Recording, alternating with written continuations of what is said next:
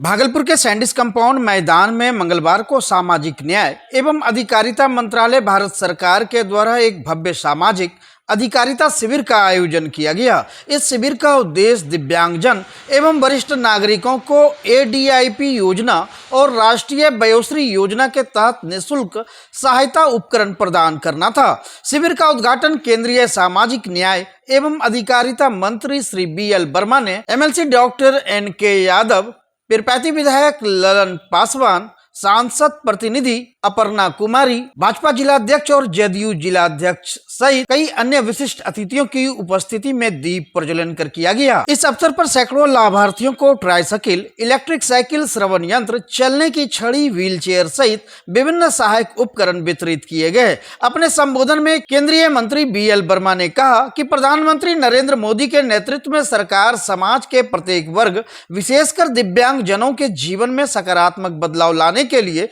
प्रतिबद्ध है। बीते 11 वर्षों में देश भर में 18,000 से अधिक शिविरों के माध्यम से 32 लाख से ज्यादा दिव्यांग जनों को सहायता उपकरण उपलब्ध कराए जा चुके हैं। उन्होंने यह भी कहा कि सरकार का लक्ष्य समावेशी विकास है, जिसमें समाज के अंतिम व्यक्ति तक सुविधाएं और अवसर पहुंचना प्राथमिकता है। कार्यक्रम में बड़ी संख्या में दिव्यांगजन और वरिष्ठ नागरिकों की उपस्थिति रही। सभी ने सरकार की इस पहल की सराहना की और ऐसी योजनाओं को जीवन में उम्मीद की नई किरण बताया। दिव्यांग भाई बहनों के लिए और वरिष्ठ नागरिकों के लिए निःशुल्क सहायक उपकरण बांटने का कार्यक्रम था, उसमें मेरा आना हुआ है।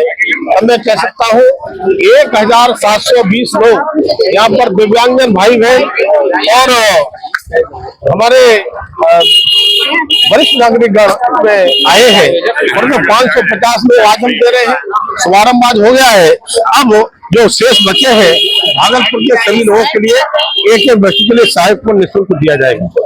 और मैंने यहाँ पर मंच से अनाउंस भी किया है अपने जनप्रतिनिधियों से, अपने मंचासीन सभी कार्यकर्ताओं से कि आप लोग एक भागलपुर में और भी लोग बचे हो उनका रजिस्ट्रेशन कराइए।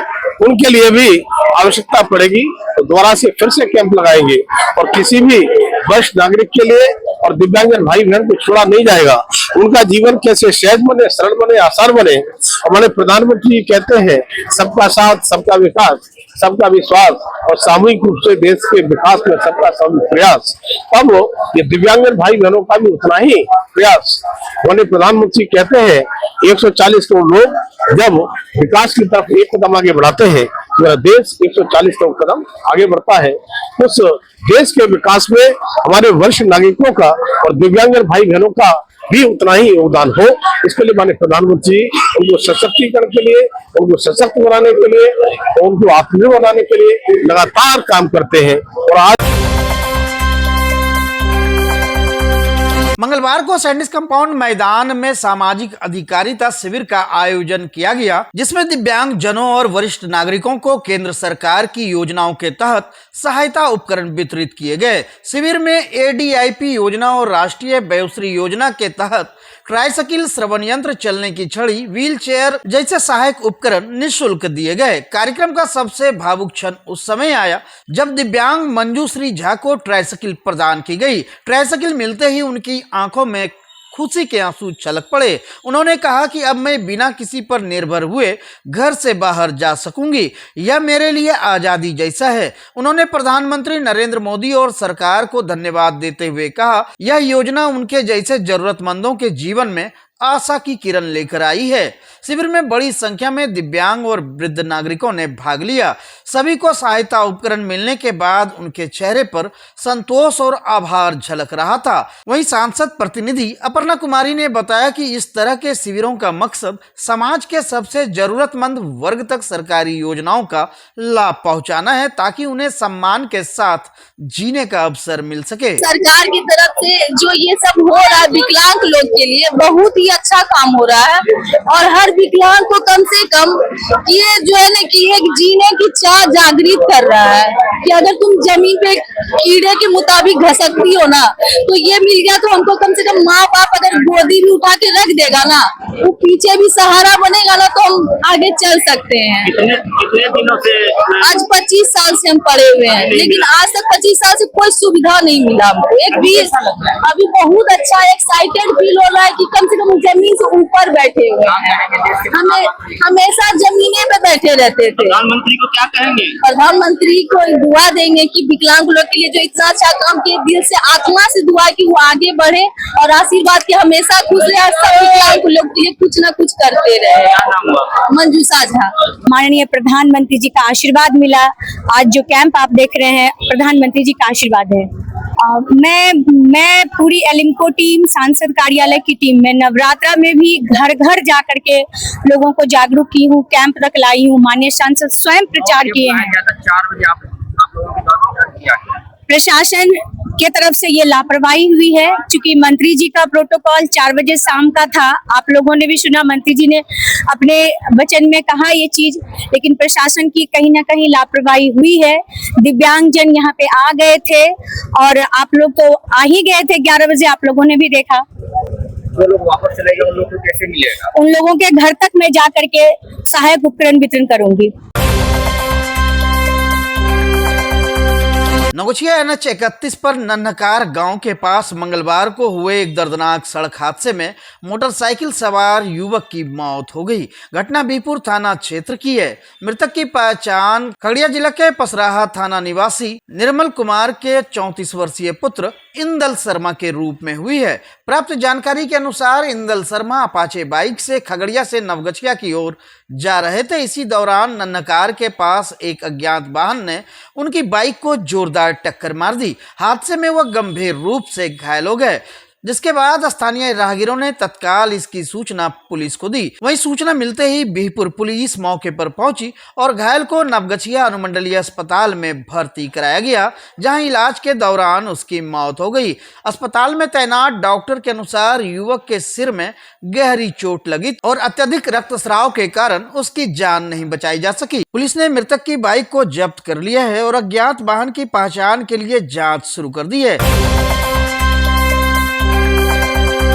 भागलपुर नाथनगर थाना क्षेत्र के राजकीय चंद्रावती कन्या मध्य विद्यालय चंपानगर से गर्मी छुट्टी के दौरान चोरी की बड़ी वारदात सामने आई है। अज्ञात चोरों ने विद्यालय के कार्यालय कक्ष का ताला तोड़कर 2 बैटरी, करीब 400 स्टील की थालियां, बाजा का एम्पलीफायर और कई अन्य सामान चोरी कर लिए। विद्यालय के प्रधानाध्यापक राजीव रंजन सिंह ने बताया कि विद्यालय गर्मी की छुट्टियों के कारण बंद था। जब हम लोग विद्यालय पहुंचे तो देखा कि कार्यालय कक्ष का ताला टूटा हुआ है और सामान गायब है। उन्होंने कहा कि चोरी गए सामानों में रसोई के बर्तन, बैटरियां, एम्पलीफायर और थालियों के अलावा कई अन्य जरूरी सामान शामिल हैं। प्रधानाध्यापक ने मामले की लिखित शिकायत नाथनगर थाने में दर्ज कराई है। साथ ही BRC को भी सूचना दे दी गई है। स्कूल प्रशासन ने चोरी की घटना को लेकर गंभीर चिंता जताई है और पुलिस से शीघ्र कार्रवाई की मांग की है। स्थानीय छात्राओं और स्कूल कर्मचारियों ने भी बताया कि स्कूल लंबे समय से बंद था, जिससे चोरों को वारदात को अंजाम देने का मौका मिला।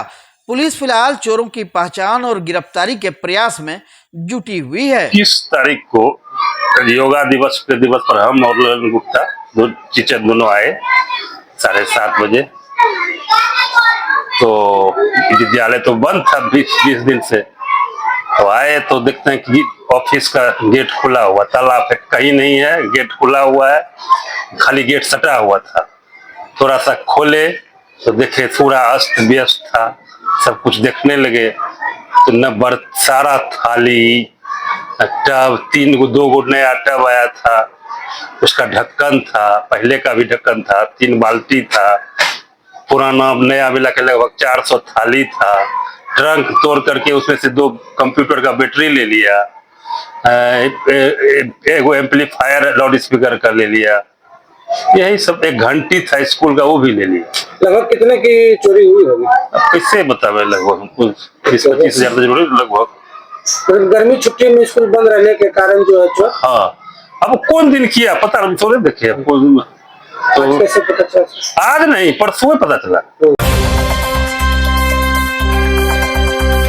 आपदा के समय लोगों को सतर्क और सुरक्षित रखने के उद्देश्य से आपदा प्रबंधन विभाग भागलपुर द्वारा मंगलवार को एक विशेष जागरूकता अभियान की शुरुआत की गई। समीक्षा भवन के सामने उप विकास आयुक्त प्रदीप कुमार सिंह ने 8 प्रचार वाहनों को हरी झंडी दिखाकर रवाना किया। इस अभियान के तहत ये प्रचार वाहन जिले के विभिन्न अंचलों में जाकर ग्रामीण और शहरी क्षेत्रों में बाढ़, भूकंप, वज्रपात और अन्य प्राकृतिक आपदाओं के दौरान बरती जाने वाली सावधानियों के बारे में लोगों को जानकारी देंगे। उप विकास आयुक्त ने बताया कि इन प्रचार वाहनों में ऑडियो सिस्टम, सूचना बैनर और जागरूकता सामग्री लगाई गई है, जिसके जरिए आम जनता को सरल भाषा में आपदा प्रबंधन से जुड़ी महत्वपूर्ण जानकारियां दी जाएगी। उन्होंने कहा कि हमारा उद्देश्य यह सुनिश्चित करना है कि किसी भी आपात स्थिति में लोग घबराने के बजाय सजगता से सही निर्णय ले और अपनी जान माल की रक्षा कर सके। इस पहल को लेकर स्थानीय प्रशासन का मानना है कि समय रहते की गई जागरूकता ही आपदा के समय सबसे बड़ा हथियार बन सकती है। अभियान के जरिए विशेष रूप से बाढ़ संभावित क्षेत्रों में रहने वाले लोगों को सतर्क रहने और सरकारी निर्देशों का पालन करने के लिए प्रेरित किया जाएगा। आपदा प्रबंधन प्राधिकरण के निर्देशों के अनुपालन के अनुक्रम में हम लोगों ने आज आपदा बचाव दल यहाँ से रवाना किया है। इसमें 8 हमने वाहन रवाना किए हैं जो 8 विभिन्न अंचलों में जिला के जाएंगे और आपदा के संबंधित जो हमारे गाइडलाइंस हैं और जो बचाव के संबंधित जो मानक हैं उनके बारे में लोगों को जागरूकता फैलाने का काम करेंगे। और इसमें एक टीम हर वाहन में बैठाई गई है जिसमें आपदा मित्र हैं, मास्टर ट्रेनर है और प्राधिकरण से जो सदस्य आए हैं वो भी उसमें हैं। वो जाएंगे वहाँ पर और सुनिश्चित करेंगे कि आप किसी भी आपदा के समय जो तय मानकों के अनुरूप लोगों को बचाव के लिए अपने जो कदम उठाने चाहिए उनके बारे में उनको जागरूकता हो और सही जानकारी। ये सब आपदाओं को मैप करके हम लोगों ने 8 अंचलों को चुना है जो आपदा से प्रभावित होते हैं ऐसे मौसम के समय में। इसीलिए उन्हीं अंचलों में हम लोगों ने रवाना किया है और इन सभी आपदाओं से और आपदाओं के बारे में लोगों को हम लोग जागरूक करेंगे। भागलपुर के चर्चित नेत्र रोग विशेषज्ञ डॉक्टर विकास कुमार पांडे अब चिकित्सा सेवा से आगे बढ़कर राजनीति के जरिए जनसेवा की नई शुरुआत करने जा रहे हैं। 70,000 से अधिक लोगों की आंखों की रोशनी लौटाने वाले डॉक्टर विकास पांडे ने जन सुराज अभियान के तहत भागलपुर विधानसभा सीट से चुनाव लड़ने की घोषणा की है। उन्होंने कहा कि अब तक मरीजों की सेवा की, अब जनता की सेवा करने का समय है। उन्होंने जनसुराज के संस्थापक प्रशांत किशोर पर अटूट विश्वास जताते हुए कहा कि भागलपुर को वह वास्तव में एक स्मार्ट सिटी बनाना चाहते हैं। डॉक्टर विकास पांडे ने कहा कि भागलपुर केवल कागजों पर स्मार्ट सिटी है, जमीनी हकीकत इससे कोसों दूर है। हमारी सरकार बनी तो सबसे पहले पलायन रोकने पर काम होगा ताकि हमारे किसान, मजदूर और युवा अपने इस शहर में सम्मान के साथ जी सके। डॉक्टर विकास ने कहा कि उनकी राजनीति में आने का मकसद सत्ता नहीं, सेवा है। वे भागलपुर को एक ऐसा मॉडल शहर बनाना चाहते हैं जहां हर वर्ग की आवाज को महत्व मिले और जनता की समस्याओं का समाधान जमीन पर हो। उन्होंने यह भी स्पष्ट किया कि अब वे ऑपरेशन थिएटर में आंखों की रोशनी देने के बाद विधानसभा में आवाज उठाकर बदलाव की मशाल जलाना चाहते हैं। जनसुराज की सोच और नीति से प्रभावित होकर वे अब गांव-गांव जाकर लोगों से सीधा संवाद करेंगे और जन आधारित परिवर्तन की नींव रखेंगे। जनसुराज युवाओं की पार्टी है और जनसुराज युवाओं के विषय में सोचती है। युवाओं को शिक्षा, रोजगार, पलायन, ये 3 चीज जनसुराज का मूल मंत्र है। जिसको अगर जनसुराज आएगा तो राज्य में ये 3 चीज निश्चित रूप से होगा। युवाओं को रोजगार मिलेगा, बच्चों को अच्छी शिक्षा मिलेगी और जो लोग पलायन कर रहे हैं उनका पलायन रुकेगा। इस विचारधारा से मैं बहुत प्रभावित हूं, इसी वजह से मैंने जनसुराज चुना है। जनसुराज अगर आपको टिकट नहीं देती तब आप क्या कीजिए? जनसुराज हमको टिकट देगी ऐसा कोई जरूरी नहीं है। मैं अभी जनसुराज का सिर्फ एक कार्यकर्ता हूं। अगर पार्टी हमें अपने प्रत्याशी के योग्य समझेगी तो शायद टिकट देगी और अगर टिकट देगी तो ही मैं लड़ूंगा। आप आएंगे तो क्या बदलाव करेंगे? भागलपुर जो एक स्मार्ट सिटी कागज पे है उसे मैं धरातल पर उतारूंगा। जनता के बीच देखिए, जनता बेवकूफ नहीं है। जनता खुद देख रही है कि वो पिछले 10-11 सालों से जो अपना जनप्रतिनिधि चुन रहे हैं, वो जनप्रतिनिधि पिछले 10-11 सालों में उनके लिए क्या कर रही है ये तो वो देख रहे हैं। उनके क्षेत्र में क्या डेवलपमेंट हुआ, क्या विकास हुआ, ये जनता से छुपा हुआ नहीं है। मैं 1997-98 में भागलपुर में रह के पढ़ाई करता था और ये 2025 है। अगर मैं तब से लेकर के अब तक भागलपुर को देखूं तो कुछ अगर शहरी क्षेत्र को छोड़ दिया जाए तो जो वार्ड एरिया है, जो भागलपुर का पेरिफेरल एरिया है, उसकी स्थिति में कुछ ज्यादा परिवर्तन मुझे आज भी नहीं दिखता है। जल जमाव भी भागलपुर की एक बहुत बड़ी समस्या है। जल जमाव के लिए भागलपुर में एक ड्रेनेज सिस्टम प्रॉपर तरीके से नहीं है। भागलपुर का भी भोलानाथ पुल देख लीजिए, भोलानाथ पुल निर्माणाधीन है। निर्माणाधीन उसको इसलिए भी पूरी तरह नहीं कहा जाएगा कि निर्माणाधीन उसे कहते हैं इसका निर्माण कार्य चल रहा होता है, उसका तो निर्माण कार्य रुका हुआ है। कभी आप त्रिमूर्ति से लेकर के अगर शीतला स्थान चौक तक जाएंगे तो सड़क की नारकीय स्थिति बनी हुई है, आप पैदल भी नहीं पार कर पाएंगे वहां। आएंगे तो क्या बदलाव लाएंगे? जी, ये बहुत महत्वपूर्ण सवाल है कि हम आएंगे तो क्या बदलाव लाएंगे। हम भागलपुर को स्मार्ट सिटी बनाएंगे जो वाकई में स्मार्ट होनी चाहिए, ये नहीं कि कागज और कलम पर सिर्फ स्मार्ट हो। और स्मार्ट सिटी के अंदर वैसी बहुत सारी बातें आती हैं जो अभी हम आपके सामने नहीं रख सकते हैं,